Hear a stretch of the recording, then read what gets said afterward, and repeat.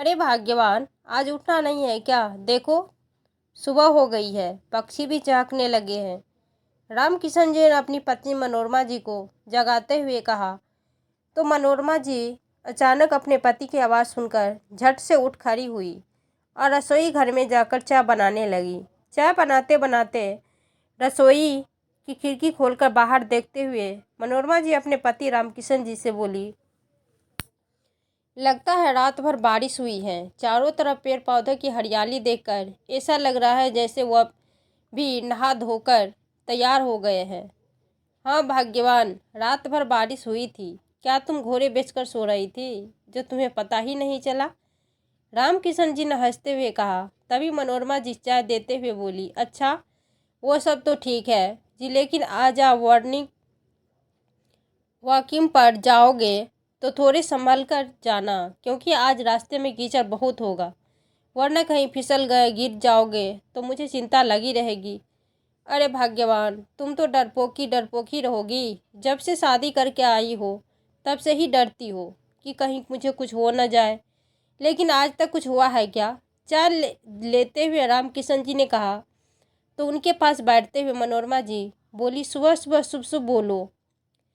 शुभ शुभ बोलो जी, परमात्मा न करे कुछ भी हो। अच्छा ठीक है भाग्यवान, मैं संभल कर ही जाऊंगा। अब तो खुश होना। तो मनोरमा जी खिलखिलाकर हंस पड़ी। रामकिशन जी मनोरमा जी की हर बात मानते थे। उम्र के इस पड़ाव में उनके पास सब कुछ था, धन दौलत रुतबा, लेकिन उन सब चीज़ों से रामकिशन जी को अब विशेष मतलब नहीं था जितनी ज़रूरत उन्हें अपनी पत्नी मनोरमा जी की होती थी। 6 बजे रामकिशन जी मॉर्निंग वॉक के लिए निकले तो मनोरमा जी ने फिर हिदायत देते हुए कहा, संभाल कर जाना जी। हाँ हाँ, संभाल कर ही जाऊंगा। अभी 2 कदम चलूंगा तो और लोग भी मिल जाएंगे। अगर फिसल भी गया तो उठाने के लिए बहुत लोग होंगे। बाहर निकलते हुए रामकिशन जी ने कहा, भगवान के लिए ऐसा मत कहिए जी। बुढ़ापे का इकलौता सहारा तो आप ही है।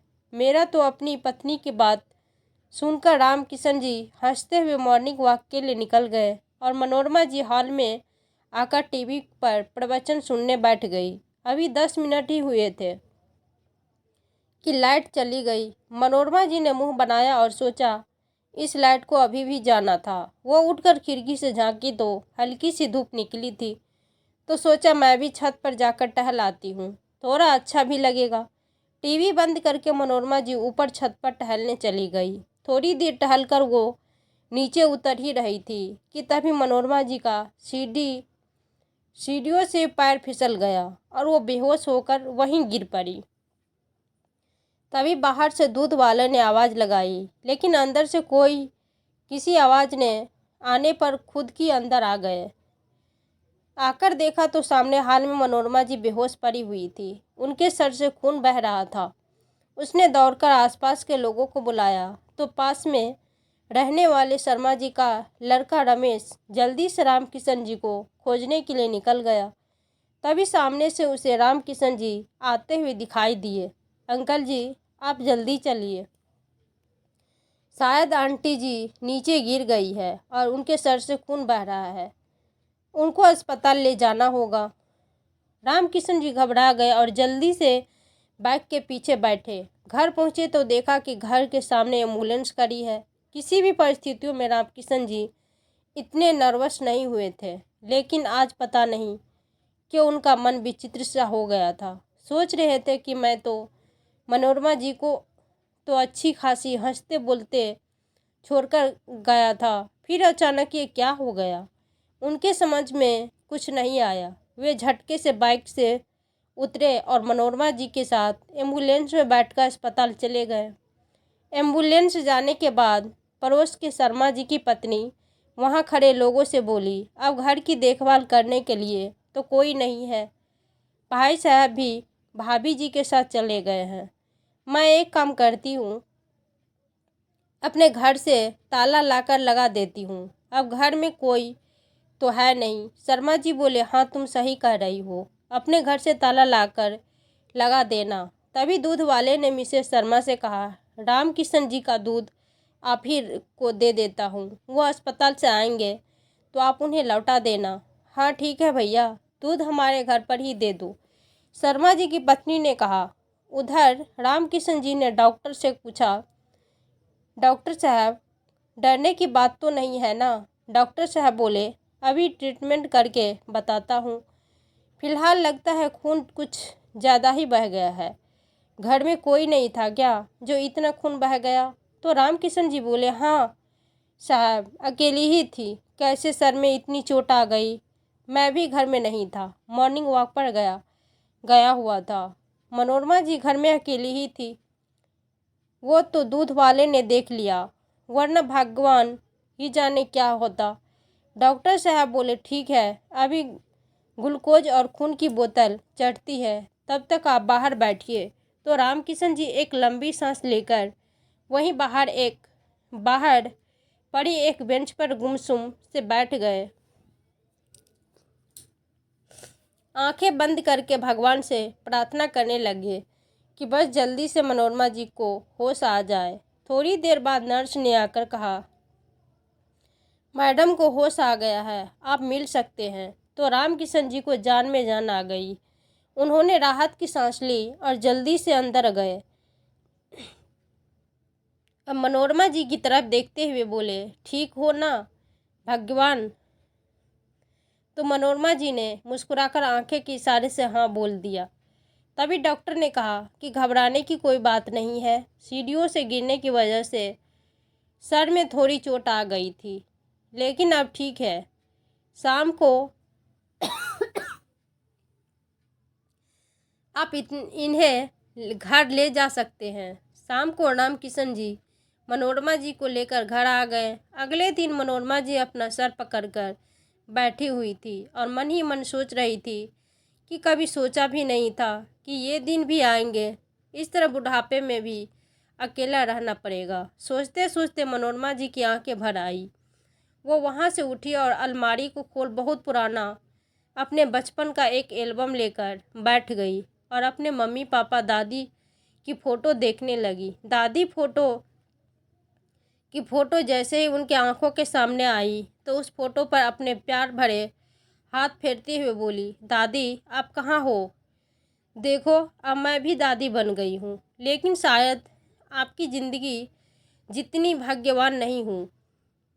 मेरे नाती पोता कोई मेरे साथ नहीं रहता। मनोरमा जी को अपनी दादी के साथ बिताया हुआ समय बहुत याद आ रहा था। कितनी अच्छी सहेली थी दादी उसकी।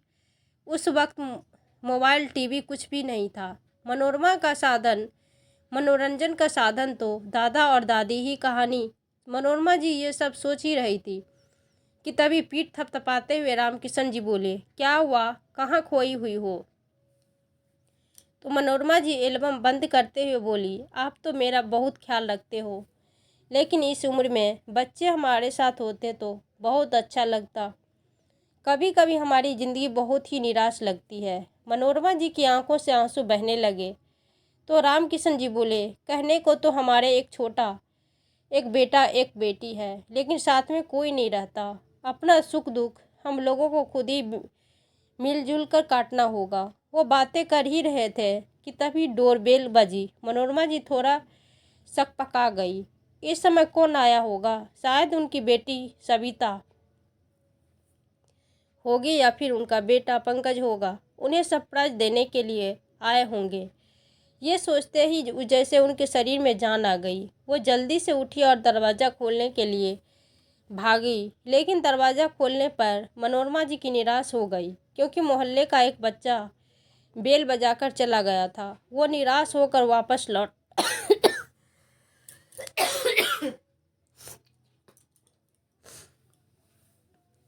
बच्चा बेल बजाकर भाग गया। काश हमारे नाती पोते भी हमारे साथ होते तो हम भी उनके साथ बच्चे बनकर खेलते, लेकिन यहाँ तो दूर दूर तक कोई भी आकर हमारे साथ रहना पसंद नहीं करता।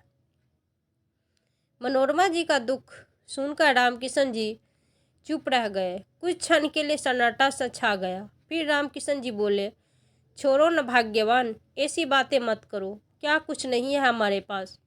घर द्वार खेती बाड़ी बेटा बेटी सब कुछ है। तो तभी उनकी बात को बीच में ही काटते हुए मनोरमा जी बोली, अजी बच्चों के पास हमारे लिए समय ही कहाँ है। अरे भाग्यवान, तुम भी कैसी बातें करती हो। हमारे अकेले ही बच्चे थोड़ी ना है, हमसे दूर रहते हैं। आजकल का तो माहौल ही ऐसा है कि रोजी रोटी के लिए बच्चों को देश विदेश में जाकर नौकरी करनी पड़ती है। अब महंगाई भी इतनी बढ़ गई है कि एक अकेले इंसान के कमाने से कुछ नहीं होता है, और आजकल अच्छी नौकरी भी महानगरों में ही मिलती है। रामकिशन जी ने कहा तो मनोरमा जी बोली, सही कह रहे हैं आप। अब बेचारे बच्चे भी क्या करें, अपनी उन्नति के लिए उन्हें भी बाहर जाना ही पड़ता है। हाँ भाग्यवान, अब तुम निराश मत हो, देखना एक दिन सब ठीक हो जाएगा, रामकिशन जी ने कहा। तभी उनका मोबाइल बज उठा। मनोरमा जी ने देखा तो बेटी सविता का फोन न था। ये देखकर मनोरमा जी के चेहरे पर एक आशा की चमक आ गई। हाँ सविता बेटी, कैसी हो तुम, कब आ रही हो? तो सविता ने कहा, हाँ माँ मैं ठीक हूँ, अभी भैया से बात हुई है, हम दोनों संडे को आपके पास आ रहे हैं। अच्छा संडे को, मतलब परसों? हाँ माँ परसों, बड़ी मुश्किल से अपना समय निकाल कर आपके पास आ रहे हैं, सविता ने कहा। तो मनोरमा जी बोली, चलो ठीक है बेटा, जल्दी से आ जाओ, आप सबकी मुझे बहुत याद आ रही है। क्या माँ, आप तो जानती हो काम बहुत है, छुट्टी बहुत मुश्किल से मिलती है। माँ मैं तो जॉब के लिए साथ साथ अपने घर की पूरी जिम्मेदारी भी उठाती हूँ। आपको समझना चाहिए, लेकिन नहीं, आपको तो हमेशा बस मिलने की लगी रहती है। हाँ बेटी मैं समझती हूँ, मैं कहाँ कुछ कह रही हूँ, मैं तो बस अपनी बात बता रही हूँ। माँ आप तो अपनी बात बता रही हो, लेकिन हमें तो गिल्टी फील होता है, आप हमें क्यों नहीं समझती। चलो ठीक है, मैं कॉल कर रखती हूँ, फिर परसों आकर आपसे बात करूँगी, कहकर सविता ने फ़ोन रख दिया। तो पास ही बैठे रामकिशन जी बोले, अब तो आपकी बिटिया का भी फ़ोन आ गया, अब तो खुश हो ना? हाँ जी, अब तो एक उम्मीद की किरण दिख रही है कि सब कुछ ठीक हो जाएगा। हम भी अब पंकज के साथ ही चलेंगे और ये मकान किराए से उठा देंगे। परसों तक वे दोनों आ जाएंगे, तब तक हम उनके लिए कुछ मिठाई बना लेते हैं। कहते हुए मनोरमा जी वहाँ से उठकर रसोई घर में चली गई। जब से रामकिशन जी और मनोरमा जी ने अपने बच्चे के आने की खबर सुनी, तब से ही दोनों बच्चे स्वागत की तैयारी करने लगे हुए थे। उनके बेडरूम की भी साफ सफाई करके व्यवस्थित करवा चुके थे। उन्हें बस बच्चों के आने का इंतजार था। इंतजार की घड़ियां थी कि खत्म ही नहीं हो रही थी। एक मिनट एक घंटे समान कट रहा था। मनोरमा जी कई बार गेट के बाहर सड़क तक जाती और देखकर आ जाती। उन्हें बेचैन देखकर रामकिशन जी बोले, सब्र करो भाग्यवान, क्या थोड़ी देर में बच्चे घर में ही आएंगे, कहीं बाहर तो नहीं रुक जाएंगे ना, आप अभी आराम से बैठो। तभी मनोरमा जी रामकिशन जी के पास बैठते हुए बोली कि थोड़ा पंकज के पास कॉल कीजिए ना, पूछते हैं कि वो कहाँ पहुँचा है। अभी रामकिशन जी ने फ़ोन उठाया ही था कि तभी घर के सामने ऑटो आकर रुका। तो मनोरमा जी के चेहरे पर चमक आ गई। वो जल्दी से दरवाज़ा की तरफ बढ़ी। बाहर देखा तो उनकी बेटी सविता ऑटो वाले को मोबाइल से पैसे दे रही थी। मनोरमा जी की लड़खड़ाते हुए दौड़कर सविता के पास पहुंची और बोली, बेटा छुट्टे नहीं है क्या, क्या मैं दूं क्या पैसे? तो सविता ने कहा, हाँ दे दो, अगर 250 रुपया है तो, वरना ऑनलाइन दे देती हूँ। तो मनोरमा जी वापस घर के अंदर आई और रामकिशन जी से खुले पैसे देकर ऑटो वालों को दे दिए। तब तक सविता अंदर आकर सोफे पर बैठ गई। तो मनोरमा जी ने कहा, बहुत थक गई होगी, बेटी पानी लाऊं क्या? हाँ माँ, पूछ क्या रही हो, पानी तो दो। पानी ही तो। मनोरमा जी किचन से पानी लेकर आई। पानी पीकर सविता ने गिलास मनोरमा जी को पकड़ा दिया। तो मनोरमा जी ने कहा, बेटा कुछ खाएगी? ढोकला मंगवाया है, थोड़ा सा खा लो। रामकिशन जी की चुपचाप सब देख रहे थे कि मनोरमा जी कितना थक गई है। थकान साफ उसके चेहरे पर दिख रही है, लेकिन बच्चों के खातिर अपनी हिम्मत नहीं हार रही थी। तभी रामकिशन जी बोले, तुम बैठो, मैं लेकर आता हूँ ढोकला।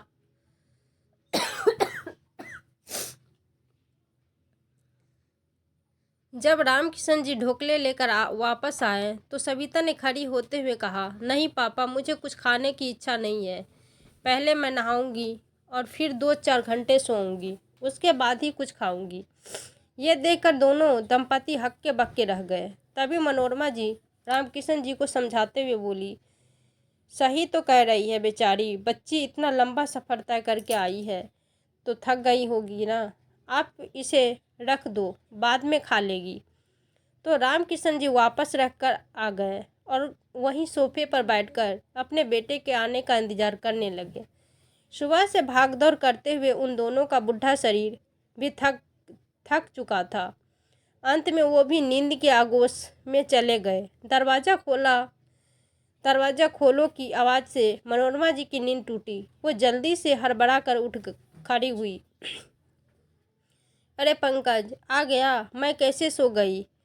बेचारा लड़का कितना परेशान हो रहा है। रामकिशन जी की भी आंखें लग गई थी। मनोरमा जी ने पहले रामकिशन जी को जगाया। अरे शिक्षक साहब, अब तो जाग जाइए, बेटा कब से दरवाजे पर खड़ा है। कहते हुए मनोरमा जी दरवाजे की तरफ बढ़ी। जैसे ही मनोरमा जी ने दरवाज़ा खोला तो सामने खड़े पंकज ने चिढ़ते हुए कहा, माँ, मैं कब से आपको आवाज़ दे रहा हूँ और आप सब यहाँ घोड़े बेचकर सो रहे हो। कहते हुए पंकज अंदर आ गया तो रामकिशन जी बोले, बेटा बूढ़ा शरीर है, दिन भर की भाग दौड़ में थक गए हैं, पता नहीं कैसे आंख लग गई। तब तक पंकज थोड़ा शांत हो चुका था। माँ बाप को गले से लगाकर बोला, मुझे बहुत तेज भूख लगी है, इसलिए गुस्सा आ गया था। तो मनोरमा जी ढोकला लेकर आई और बोली, ये लो बेटा, आपके लिए ही मंगवाए थे। अच्छा, अच्छे से पेट भर कर खा लो। ढोकला देखकर पंकज खुश हो गया। तब तक सविता भी आ गई थी। वो भी अपने भाई पंकज के साथ बैठकर ढोकले खाने लगी। तभी ढोकला खाते हुए पंकज बोला, और सुनाइए पापा, आप कैसे हैं? बस बेटा, मैं तो ठीक हूँ। तुम्हारी माँ की तबीयत कुछ ठीक नहीं रहती। तुम्हारी माँ का अकेले अब इस घर में मन नहीं लगता, घर खाने को दौड़ता है, इसलिए इस बार हम दोनों भी आपके साथ ही चलेंगे। बेटा इतना ही सुनते ही सविता और पंकज एक दूसरे का मुंह देखने लगे और मुस्कुरा कर रह गए। थोड़ी देर बाद रामकिशन जी अपने कमरे में आराम करने चले गए तो उनके जाते ही सविता बोल पड़ी, ओ भैया, मुझसे तो कोई आशा मत रखना। मैं मम्मी पापा को अपने साथ नहीं लेकर जाने वाली और ना ही मम्मी पापा का कुछ करने वाली हूँ। मेरे भी अपने घर द्वार है। मेरे पति क्या सोचेंगे कि अपने माँ बाप को मेरे सर पर बुलाकर बिठा दिया। वैसे भी माँ पापा ने मेरे लिए किया ही क्या है। बचपन में 10 साल की उम्र में ही मुझे हॉस्टल भेज दिया था। तभी पंकज बोल उठा, तो मुझे कौन सा मम्मी पापा ने अपने पास रख कर पढ़ाया था? मुझे भी तो हॉस्टल भेज दिया था। और वैसे भी तुम अपनी भाभी रवीना का स्वभाव तो जानती हो। वह तो बच्चे भी पैदा नहीं कर रही है। जब वो अपने बच्चों की जिम्मेदारी उठाने के लिए तैयार नहीं है तो ऐसे में माँ पिताजी की जिम्मेदारी वो कैसे उठाएगी? मैं माँ पिताजी को अपने पास नहीं रख सकता, इसीलिए हम दोनों को मिलकर कोई फैसला तो करना ही पड़ेगा। तभी सविता बोली, क्यों ना हम माँ पिताजी को किसी बढ़िया से वृद्ध आश्रम में रख दे, जहाँ पर उन्हें उनके जैसे लोग भी मिलेंगे और वे सुरक्षित भी रहेंगे। वैसे भी हर इंसान को अपनी एज ग्रुप के लोगों के साथ रहना अच्छा लगता है, तो माँ पिताजी को भी अच्छा ही लगेगा। तभी पंकज बोला, हाँ ठीक है, आज हम माँ पिताजी को इस बारे में कुछ भी नहीं बताएंगे, वरना अभी से माहौल ख़राब हो जाएगा। दोनों भाई बहन अपनी बातों में मस्त थे, लेकिन पीछे खड़ी मनोरमा जी उनकी सारी बातें सुन चुकी थी। वह दबे पांव वापस अपने कमरे में आ गई। समझ गई थी कि अब उनके जीवन में अंधेरा ही अंधेरा है। वह अपने कमरे में जाकर निढाल सी बेड पर लेट गई। तभी रामकिशन जी मनोरमा जी को देखकर घबरा गए और बोले, क्या हुआ भाग्यवान, बच्चों ने कुछ कहा है क्या? तो मनोरमा जी की रुलाई फूट पड़ी। उन्होंने रोते हुए अपने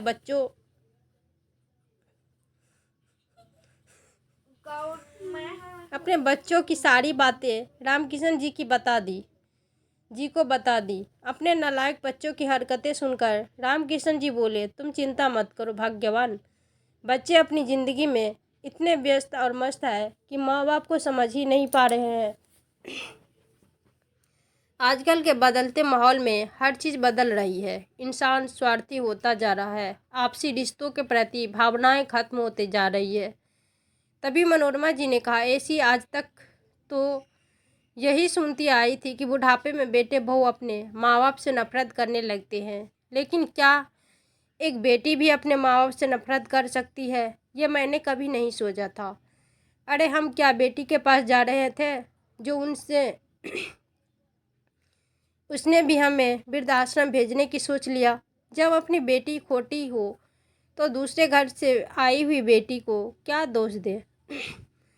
अपनी बेटी से मैंने ये उम्मीद कभी नहीं लगाई थी। कहते कहते मनोरमा जी फूट फूट कर रोने लगी। अपनी पत्नी का ये दुख रामकिशन जी से देखा नहीं गया। ये मन ही मन सोचने लगे कि बच्चों को सबक सिखाना ही पड़ेगा। उन्होंने कहा, भाग्यवान, हम कहीं नहीं जाएंगे, तुम्हें चिंता करने की कोई ज़रूरत नहीं है। देख नहीं रही हो तुम तीन दिन से अपने बच्चों से मिलने के लिए कैसे मरी जा रही थी, और बच्चे हमारे पास आकर भी हमारे पास नहीं। उन्हें अपने माँ बाप से कोई मतलब नहीं है, लेकिन अब मैंने भी ठान लिया है कि बच्चों को अपनी प्रॉपर्टी में से कुछ भी नहीं देना है, क्योंकि जब हमारे बच्चे हमारी जिम्मेदारी नहीं लेना चाहते हैं तो हमारी संपत्ति पर भी उनका कोई अधिकार नहीं। अगली सुबह होते ही पंकज अपने पिता के पास आकर बोला, पिताजी, मैं सोच रहा हूँ इस घर को बेच देते हैं। अब आप दोनों की उम्र हो चली है, इसलिए अब आपको वृद्ध आश्रम चले जाना चाहिए। वहाँ अपनी हम उम्र लोगों के साथ रहोगे तो आपको भी अच्छा लगेगा। तभी सविता भी बोली, हाँ पिताजी, भैया सही कह रहे हैं। अगर आप वृद्ध आश्रम में चले जाएंगे तो हम भी ये मकान बेचकर निश्चित होकर चले जाएंगे। आप बात को समझने की कोशिश कीजिए। तभी रामकिशन जी चिल्लाते हुए बोले, अरे हम तुम्हारे किसी भी बात को